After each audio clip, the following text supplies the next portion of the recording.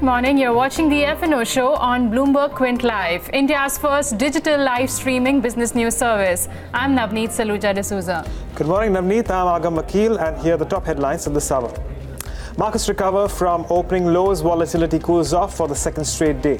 An open interest in Havells India and Tata Steel surges after traders take fresh positions in their respective futures. And there are a bunch of nifty companies reporting their results today. ICICI Bank, Larsen & Toubro, Vedanta and NTPC all lined up for earnings today. And the US President Donald Trump announces a $1.5 trillion infrastructure plan, says the era of America's economic surrender is over in his first State of the Union address. All right, let's take a look as to what's happening in the futures and options market right now. After a tepid opening, we've seen a bit of recovery from the opening levels as Nifty right now trades in the green territory. Actually, now once again it's slipped with about 13 points lower for Nifty, 11,036.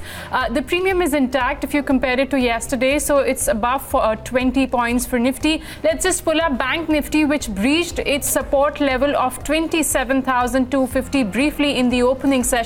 Has managed to rebound from those levels. So currently Bank Nifty is outperforming Nifty. It's trading with gains of nearly 20 points at the moment. But let's just pull up the India Volatility Index. Remember, yesterday the India VIX fell by about 8%, and today too it is trading with cuts of 3.5%. So this is one positive takeaway actually ahead of the crucial event, the Union Budget 2018, which is tomorrow. We've seen volatility cooling off at least in the last two trading sessions. Well, what's happening on the options side? If you look at how the positioning is, it tells you that you may not expect some volatile moves because the same strike on the call and put side have been pretty active since yesterday. If you look at today's trading action, we've seen the 11,100 call, which has seen significant amount of OI addition so far, and on the put side you've seen strikes like 10,900 as well as the 11,000 put, which have added over 1 lakh shares till now. What are the institutions doing in a market like this, Agam? Well, I can only talk about the FIs. I've been watching the F&O, the derivatives data for them. They've been buying protection because we've seen a lot of buying in the cash side. So they've been shorting the index futures and buying puts in the last two trading sessions. Right, Navneet, and I'm sure a lot of these variables must have changed over the past couple of days, considering we are looking at big changes. In fact, one of the prime examples out there is the volatility index has become positively correlated with the benchmark indices. But that said, let's go across and take a look at some of these stocks which are gaining in terms of your open interest, at least as far as today's day of trade is concerned. And there are quite a few stocks out there which are looking at substantial jump in the February future. So Havells India, there you have it, about a 56% gain, even as the stock tumbles as much as 4% right now. So fresh shorts building up there, and the substantial ones too. Do remember Havells India has seen a big block deal in today's day of trade. That's followed by Just Dial on the positive, however. So we are looking at fresh longs with the stock gaining 13% in February futures open interest. That's followed by Adani Enterprises, Tata Steel and TVS Motor Company. Tata Steel stands out once again, given it's down by as much as 5.5%. Its open interest has increased 11%. So some amount of momentum towards the short side building in there. Moving on to take a look at what some of those stocks are doing in terms of unwinding. Wockhardt, which moved into the F&O ban, looking at a decline of 4% in open interest in today's day of trade. It's followed by Muthoot Finance, HDFC Bank, United Spirits and Cummins India. Not too much to speak for in terms of unwinding. We'll be watching out for Tata Steel. That's what stands out for me, considering we have seen such a large downtick a day before the Union Budget, Navneet. I guess, Agam, that's largely got to do with its gone ex-rights issue, I think. Right, tomorrow is the last date, 1st February. So ahead of that, only the futures are down by 4 to 4.5%. If you look at the cash side, that's been trading just mild bit in the positive territory. All right, so that's about the markets. Just one day before the budget, we are seeing some weak or flattish trade that is there on the screen. Nifty, Bank Nifty, Nifty futures not seen much of build-up. In fact, in the last 2 to 3 sessions, we've not even seen a lot of build-up coming on the Nifty or Bank Nifty. In fact, yesterday saw a lot of profit booking as the open interest was down nearly 5%. Well, before we get our guest on the show, here's a reminder for you all. If you have any queries in the futures and options market, you can call us now on 022 4540-4141. You can also write to us, in fact, on our social media platforms, Twitter, Facebook, with AskBQ hashtag. Well, on that note, let's get in our experts for the day and take their views on what to expect from the markets. I think Rahul Shah, Vice President, Equity Advisory Group of Motilal Oswal, will be joining us in a while. We'll get you some expert views going from our derivatives analyst for the day. In fact, if you let's just do some stock check for a couple of the stock futures which have been pretty active in today's session. Agam's already spoken about Tata Steel, but I want to pull up TV18 broadcast. That's your biggest F&O gainer for the day. That stock's been trading with gains of nearly 6%. You've got stocks like Balrampur Chini, which is there in the futures and options market. That's also seen gains of almost 3.5%. TV18 is also seeing some OI build up on the long side, and similar is the case for Balrampur Chini. Adani Enterprises is doing well in today's session. You've also got stocks like Apollo Hospitals, which have gained in today's trade. Whereas on the losing side, remember, when the markets opened, there were some multiple block deals which took place for Havells. And post that, we've seen the stock correcting almost about 4%. Looks like the price at which the block deals took place was lower than yesterday's closing price. So Havells currently trading around the mark of 530. Besides that, Coal India, HUL, PC Jewelers, all these stocks have been quite weak in today's session. But Agam, I guess Godrej Consumer is the one which is in focus. The numbers came in yesterday. How did the numbers pan out? I guess the mosquito repellent side of the business was the only one which didn't perform that well. You're right, Navneet. As a matter of fact, the hair color segment has done very well, and so has the soap segment, which is the reason why we have seen that strength come in the domestic markets. So let's go across to the management and speak with them about the quarter gone by. We have Vivek Gambhir, the Managing Director of Godrej Consumer Products, joining us on the show. Mr. Gambhir, good morning and thank you for joining us. Let me start off with the positives for the quarter, and we have seen tremendous strength coming in the domestic markets. As I read, we have seen good traction in hair color, which continues which has seen some volatility in the past, but it's come back with a lot of strength, and soaps, of course, continues to do well. If you could take us through some of the factors that worked out in your favor for this quarter. Good morning. We've been reasonably pleased with our performance and have delivered competitive and profitable growth while investing in our brands. But the potential for us to do is much better, and definitely we are looking at a much stronger year going forward.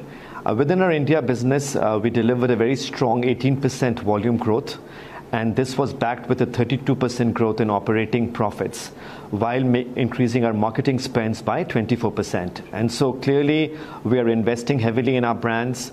We are launching new products, executing well, and that's working for us well. As you mentioned, if you look at our categories, soaps, hair colors, air fresheners, liquid detergents all did very well. I think the disappointment was our insecticides category, which is a seasonal category. But given that we are market leaders, it is our responsibility to grow the category and to try and find ways to be less exposed to seasonal variations. This is a bit of a seasonal category, but we are working very hard to try and make this a more habit category and ensure more consistency in performance. There are a bunch of new product launches that we are planning that will hopefully get the growth in this category back on track. And if we can sustain the growth in the other categories as well, the outlook for next year should be much better than what it was this year.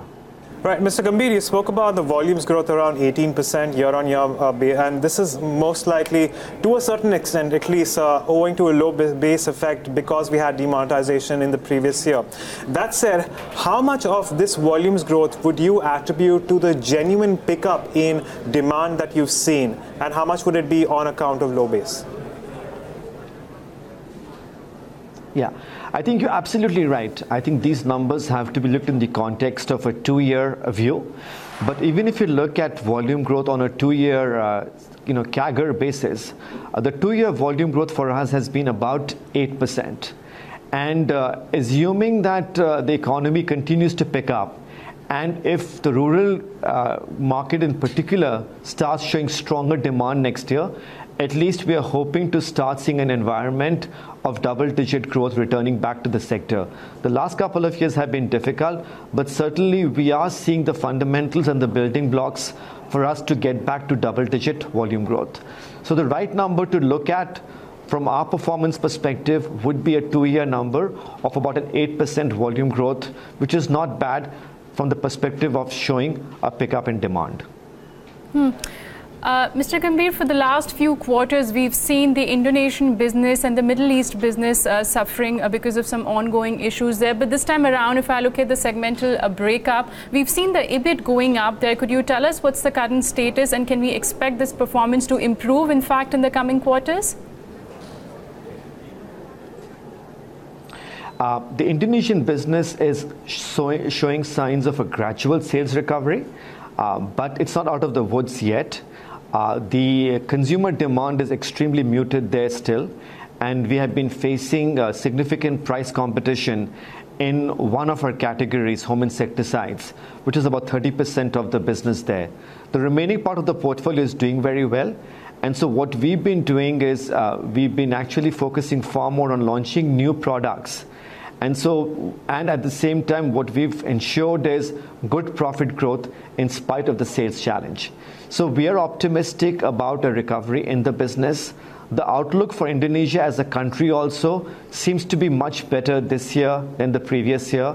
So riding on that, we are quite hopeful that this year should be a much better year for the Indonesian business.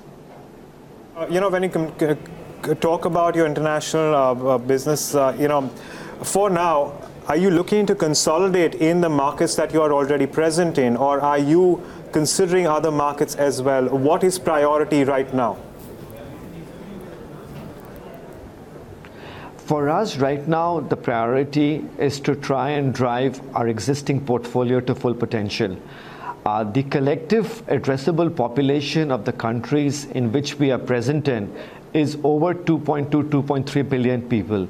That's plenty of growth, and in these emerging markets, there's tremendous headroom to increase penetration and drive consumption. And so, while we always are on the lookout for interesting acquisitions, in the near term at least, our focus will be on consolidating and driving our existing footprint to full potential, just because of the huge opportunities that we are seeing in these geographies. Right. Mr. Gambhir, if I look at your top line growth of 17%, I guess that can be completely attributed to the volume growth of 18%, which you've posted for the current quarter. Just want to check, in the quarters to come by, what's the focus going to be? Will it be on the volume growth, or will you look to take some sort of price increases as well? Our focus will be completely on volume growth in the near term. I think for the next 3 to 6 months, we are fairly comfortable with the input cost environment. And so at this stage, our focus will be on volume growth and launching some fairly exciting products in the market. Post 6 months, we'll evaluate the input cost environment and take a call in terms of what we do with prices. But in the near term, our focus will be on volume growth. All right, Mr. Gambhir, and finally, your expectations from the union budget. What would you like to hear from the finance minister that could possibly be a positive with respect to your company? From our perspective, we're not expecting any big bang budget reforms. I hope this is a sensible budget. There is no need for any fireworks at this stage. The need of the hour is to really focus on jobs creation and increasing disposable income. And so we're really hoping that the government remains completely committed to speedier implementation and faster execution, and doesn't stray too much away from the path of being fiscally responsible. If there is some room in the budget, then it would be nice to try and reduce corporate tax rates in line with what the finance minister had committed to. And that will enable India to be far more competitive in a globally bull environment right now. But at this stage, our hope is that let's have a commonsensical budget with not too much big bang announcements.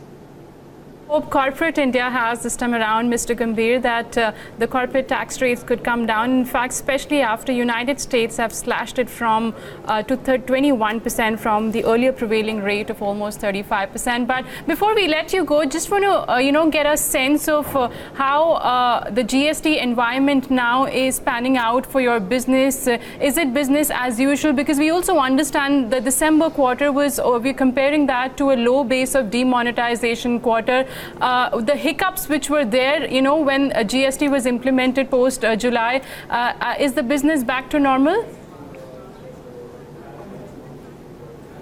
Yeah, right now the environment is getting better by the day. It's much more stable now. The trade channels are largely back to normal, and you can also see consumer demand actually picking up. And we've also seen the benefit of the price cuts that we've taken in terms of the improved volume growth that all the various players are seeing. The big question, I think, this quarter will be the implementation of the e-way bill. And let's see how that implementation goes, because there is a bit of a risk in terms of implementation hiccups that it may cause for particularly some of the smaller trade partners. But these are the right things to be done. And I think we will find a way to be able to deal with these short-term implementation challenges in the interest of the longer-term good and the transformative impact that the GST will bring to the economy and to India. All right, Mr. Gambhir, we leave it at that. Thank you for joining us and taking us through this quarter's numbers as well as the outlook for Godrej Consumer products. Of course, the very steady numbers coming in terms of earnings for the company. But we'll move on and shift focus back to the futures and options market. So we have our experts, Rahul, Shah of Motilal, Oswal Securities, and Vishvesh Chauhan of Monarch also joining us in a bit. But for now, I'll just start off with Rahul. Good morning to you, Rahul. Let me start off with your expectations. Now, I know that it's going to be tough to call the benchmarks given the kind of expectations we have with respect to the union budget today and over tomorrow. However, if you could take us through what you expect or how you see the benchmarks develop as we move into the next few sessions. If you look at only perspective from the derivative perspective and the technical chart perspective, I think two important factors to look at it. What I look at is, I think the heavyweights in Nifty and the sectorals, if you look at the sectors which are outperforming, so IT is one sector which is doing quite well. Banking, private sector banks have been doing quite well, and metal space. So these three sectors, I think, have been the sector leaders right now in the markets. And the heavyweights and the most of the Nifty heavyweight stocks is still showing a very good strength. So I think, and that gives me a comfort that the Nifty, the downside is limited in near terms. And if you look at the technical perspective, the major support is at 10,980. So we won't see any longs unwinding happening in the Nifty front unless if it breaks convincingly 10,980. So obviously, I feel that the markets can still lead higher in spite of the correction in mid-cap stocks and the focus largely on the large-cap stocks. So which gives me a comfort that the Nifty can still go higher. And obviously, the best way to play on the event is to throw an option, though the IVs are higher in that option perspective. But I think I would still go long on the Nifty call options from the current levels. Rahul, let's say if there are no negative surprises from the budget tomorrow, from the market's point of view at least, do you think there are enough shorts in the system to be covered? Because if I just look at the FI setup in the last 2 days, they've been taking short positions on the index futures. But let's not forget, the series started with 80% long on index futures. Obviously, that percentage has now come down to 70%. So do you see any sharp move if there are no negative surprises? I'm only saying this because it doesn't look like that there are a lot of shorts in the system right now. I think short obviously is not built up in such as this scenario. So my sense is that we will not see a short covering very in a broad perspective in indices, but yes, a lot of stocks will see, so which will see a covering in it, so which will lead indices on a higher levels. Well, we also have Vishvesh Chauhan joining us right now. Good morning, Vishvesh. Thanks for joining us. I'd just like to start off with your view of the benchmark indices and how you expect them to develop over the next couple of sessions. Yeah, I think to summarize, there is no leverage right now in the system. Whatever the leverage you were talking was in the mid cap, and that is now dead. So any mid cap you pick up is down 15, 20, 30% in the last 10 trading session. On top of it, pre-event in my last 12 years of career, I have never seen the implied volatility crashing so badly, in last 2 days. In fact, it should have been post exactly reverse. So what it means that largely market participants are not very scared of the event. And right now, the volatility index, or for that matter, IVs of indices, is indicating that probably the event is likely to be positive to neutral. So my guess is that with the stop below 10,800, if somebody is willing to go long on a Nifty can head towards 11,500. Okay, so how should one place themselves ahead of the union budget tomorrow? Rahul, I'll come to you first. Is there any option strategy that you would like to share with our viewers? I think on Nifty front, as I said, that I'm bullish on Nifty as heavyweights have been doing quite well. So in that space, so my strategy would to buy 11,000 call at current levels, which is at around 147, 148, and keep a stop loss of 130 and target of 200 in that. All right, and how about you, Vishvesh? What would you employ with respect to options on the benchmarks now? See, I think somewhere what one can do is probably, one can go ahead and short the strangle. So probably 10,800 put option around a 95 odd rupees, and along with that 11,600 call, which is roughly about a 25 odd rupees. If you short this, in my opinion, premium are likely to erode further, and because when market goes higher, the volatility is likely to crash, and you're 600 points away. So my guess is that neutral to positive stance, building either the some bullish ratio spread, or either the shorting the strangle with the strikes which I mentioned.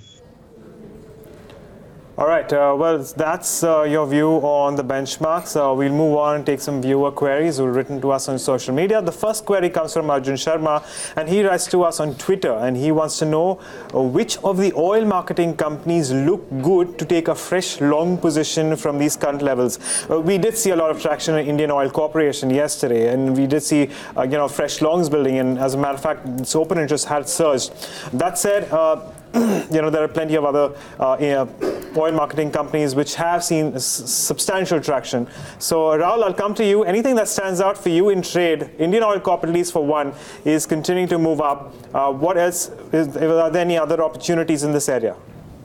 I think my top pick is obviously IOC still from the current levels. I think obviously the results has come, and I think it shows a long build up in the stock as well.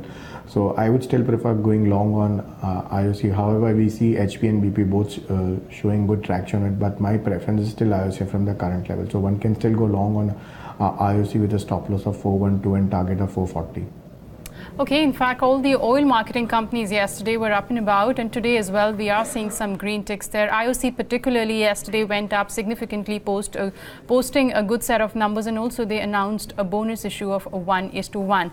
Well, that's about the oil marketing companies. Let's take another query which comes from Shikha Verma, who writes to us on YouTube. She wants to know if she can take a fresh long position on Hero MotoCorp. Now remember, this is one stock in a weak market. We've been witnessing in the last 2 to 3 sessions. Hero MotoCorp has been able to post some bit of gains. In fact, today is the third straight day when Hero MotoCorp trades in the green, up almost 1%. Vishvesh, if I could come to you, the futures, however, are trading at a discount of almost 30 rupees, but the OI build-up till now has been about 7%. Would you advise Shikha to take any position at these levels?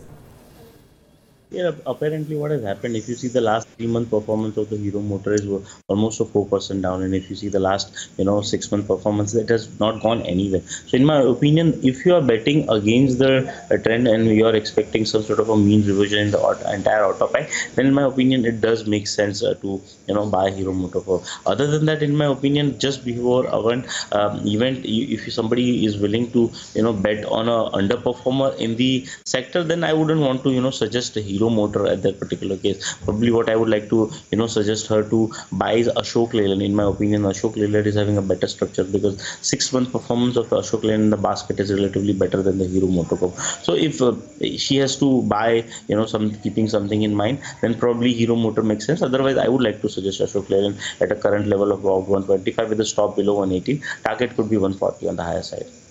Okay, another query coming in from Rahul Mehra on Twitter, and he writes that he has sold the 11,200 call at a premium of 101, and he wants to know what he should do. If I'm not mistaken, the 11,200 call is currently trading around the same levels. In the past, of course, we did see a surge in the premium. There you have it. So it's currently trading at 104, 105 rupees. Rahul, what can Rahul do with his position right now?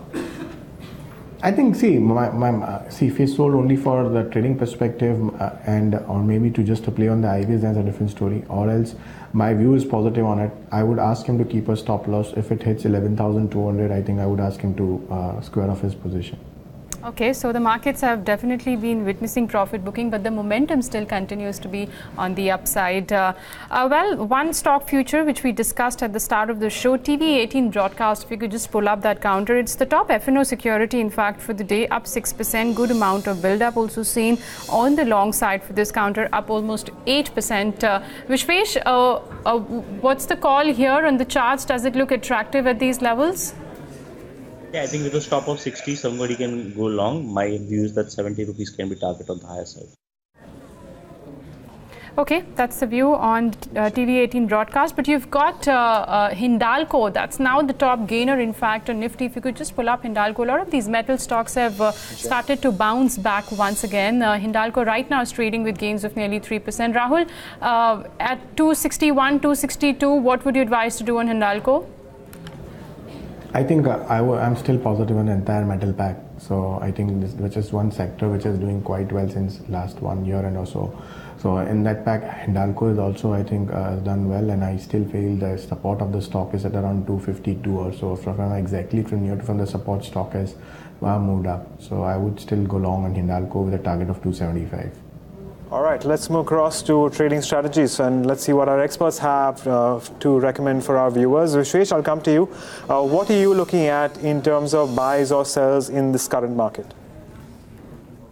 Yeah, I think Reliance Capital does look good. So what I would like to recommend is Reliance Capital spread. So Reliance Capital around the current level with you could buy a 520 rupees call option, roughly about 23 odd rupees, and in order to mitigate the cost, what you have to do is you have to sell the similar quantity of 540 call options. So your spread turns out to be about a 6-7 rupees. So your break even is roughly about a 527 odd. My guess is that and the ADAG stocks may move higher post event or uncertainty. Another thing which I would like to recommend is probably buying the futures of Adani Enterprise. Currently around a 218 level. My guess is that with the stop below 212, one can buy. Target could be 235 on the higher side. Rahul, what about you? I guess you have a long call on Sun Pharma and JSW Steel, which comes out with its December quarter numbers today.